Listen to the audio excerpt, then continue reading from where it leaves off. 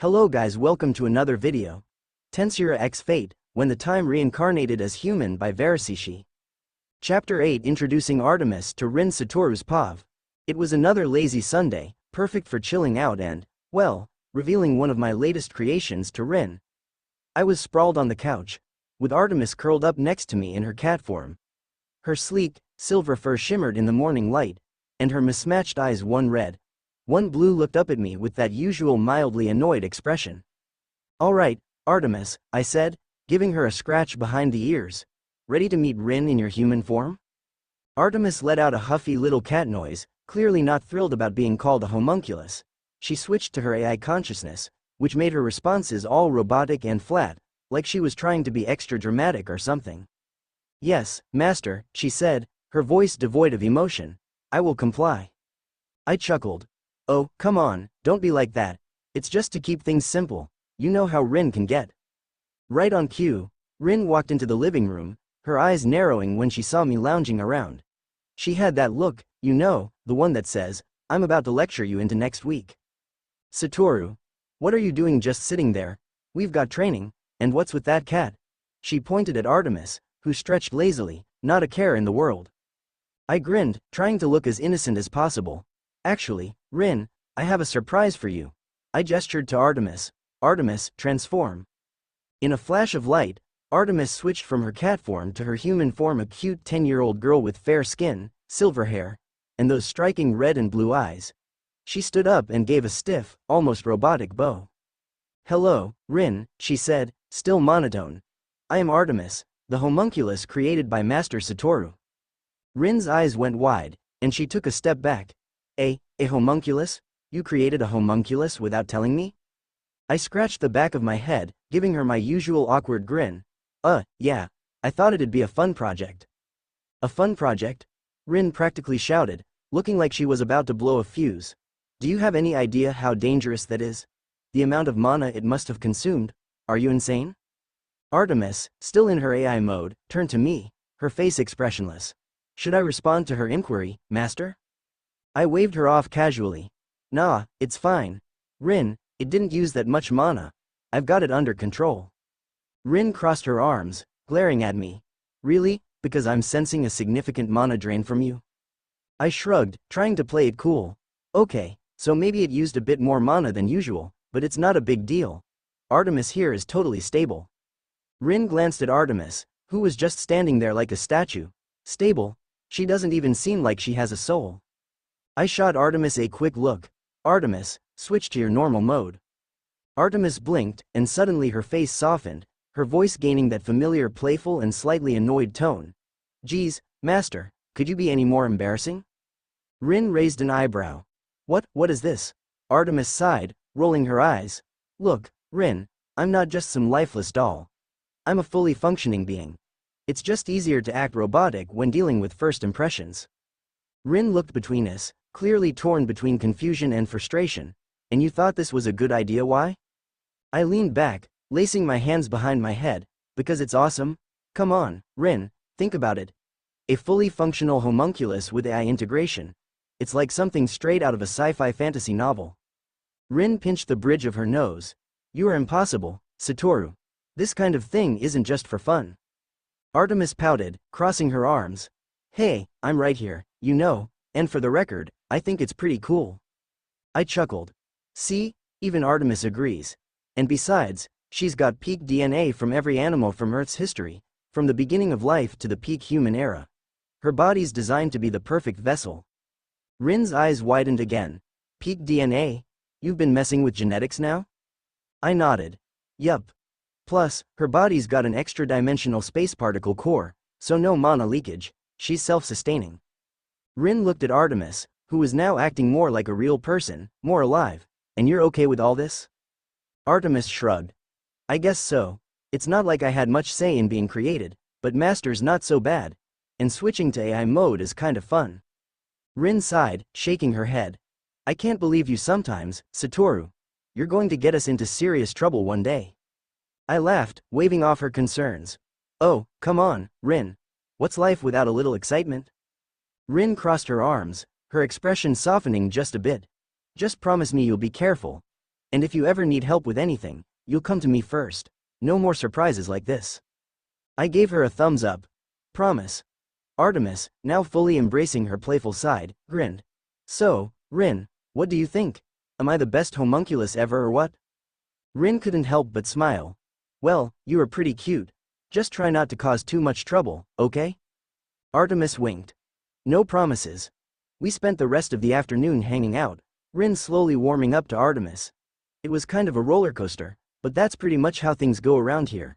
With Rin's initial shock wearing off, it felt like we'd taken another step in this crazy journey. Later that evening, after Rin went to bed, Artemis and I sat together in the living room. She had shifted back into her cat form and was curled up in my lap. You did great today, Artemis, I said, scratching behind her ears. She purred softly. Thanks, Master. But next time, maybe give me a bit of a heads up before introducing me as a homunculus. It's kind of a lot to take in. I chuckled.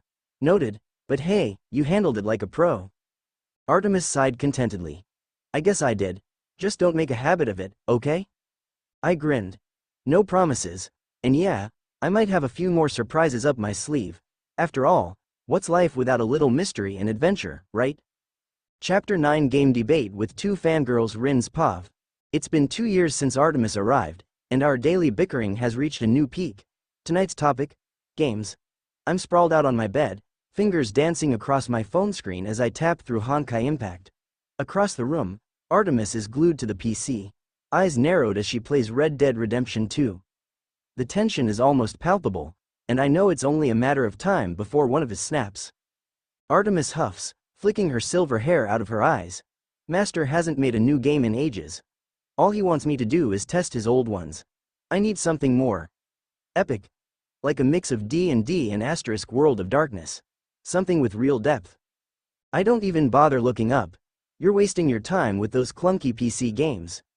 Mobile games are the future. Honkai Impact is leagues above anything your outdated PC can handle. Artemis whirls around, her mismatched eyes blazing. Outdated? RDR2 is a masterpiece. It's immersive, complex, and, unlike your gacha game, it doesn't need flashy graphics to be great. Flashy? I scoff. These graphics are stunning, and the gameplay is top-notch.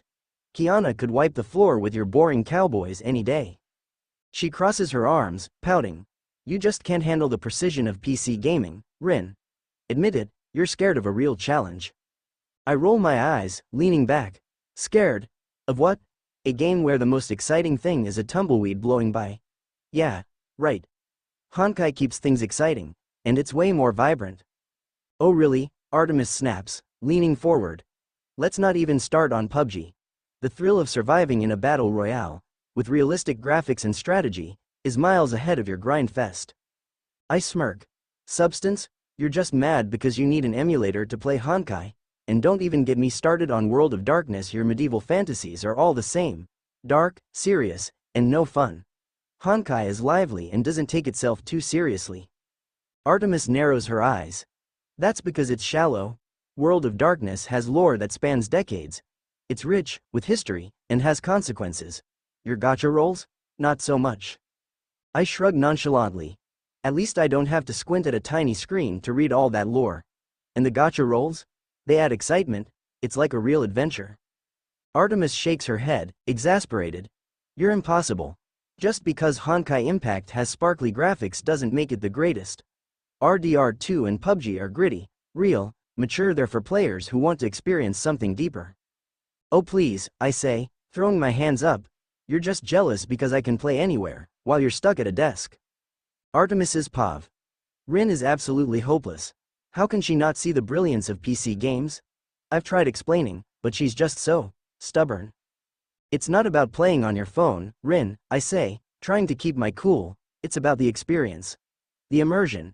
You can't compare a mobile game to losing yourself in a world like RDR2. The detail, the atmosphere, the storytelling, it's on a whole different level. Rin finally looks up, raising an eyebrow. And you think that's better than taking down giant mechs and saving the world? Honkai Impact has action, drama, and characters with depth. All RDR2 gives you is mud, dirt, and depression. It's not just about action, I insist. Sometimes, slower, thoughtful experiences are the most memorable.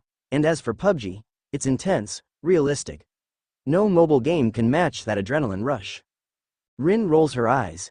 The only adrenaline rush you get is trying not to fall asleep while riding across the map. Honkai is fast, fun, and visually stunning. Ha, I scoff. It's just eye candy. Made to be addictive, to get you hooked on characters and gear. But in terms of gameplay depth, Honkai doesn't even come close to RDR2 or PUBG. Rin smirks. Maybe, but at least I'm not sitting at a desk all day. I can take Honkai with me wherever I go. I groan, slumping back. Exactly why mobile games are shallow. They're quick and easy because they're meant to be. They don't have the same depth, they're just distractions. Rin's smirk widens. And yet, they're more popular than ever. Maybe PC gamers need to catch up. My competitive side flares up. Oh, it's on, Rin. How about we see who can get the highest score in PUBG? I bet you won't last 5 minutes. Rin's eyes gleam with stubborn fire. And I bet you wouldn't survive 10 minutes in Honkai Impact's Abyss mode. You're on, Artemis. The battle. We're circling each other now, like predators ready to strike. Don't cry when I wipe the floor with you, I tease, stretching my arms. Same to you, she snaps back, her fists clenched. Artemis makes the first move, darting in with a quick jab. I barely dodge in time, countering with a spinning kick I learned from Shadow Fight 3. My foot connects, but she rolls with the blow, coming back with a series of quick strikes. Not bad, Rin, she says, grinning. But try this. She launches into a flurry of punches and kicks that keep me on the defensive. I grit my teeth, blocking and parrying as best I can. You think Tekken will save you? Try dodging this? I leap into the air, spinning with a powerful mid-air kick, just like Kiana's move. Artemis ducks, but I land a solid hit on her shoulder. She stumbles back, eyes blazing. You've got moves, Rin, but I'm just getting started. She switches tactics, throwing a mix of Street Fighter jabs and Dark Souls heavy hits. My breath is coming faster now, and I can feel the sweat on my brow. She's good too good. But I'm not giving up. You think you can outpace Honkai? Watch this. I launch into a whirlwind of attacks, combining moves from all my favorite games. Artemis is quick, but I'm quicker, landing hit after hit. She's starting to sweat, her breathing ragged. You're tough, Rin, she admits, ducking under a punch. But you won't win this. Just watch me, I shout back, pushing through the exhaustion. We're both panting now, each strike taking more effort than the last. But I'm not backing down. When she makes a mistake overextending on a punch, I capitalize, hitting her with a Tekken roundhouse kick that sends her sprawling. Artemis groans, rolling away and getting to her feet. But I can tell she's exhausted. So am I, but I force myself to keep going. You've got heart, Rin, she says, breathless but grinning. But sometimes, heart isn't enough. I glare at her, but I'm too tired to keep fighting. This isn't over, Artemis. Honkai Impact is still better, and I'll prove it. She laughs, shaking her head. We'll see about that. But for now, let's call it a draw? I hesitate, wanting to argue, but eventually nod. Fine, but next time, I'm winning. Sure, Rin, she says, smirking. Whatever you say. We collapse onto the floor, too tired to move but still too stubborn to admit defeat. It's ridiculous, really. We're both too competitive for our own good, and this argument is far from over. But deep down, I know this is just the beginning.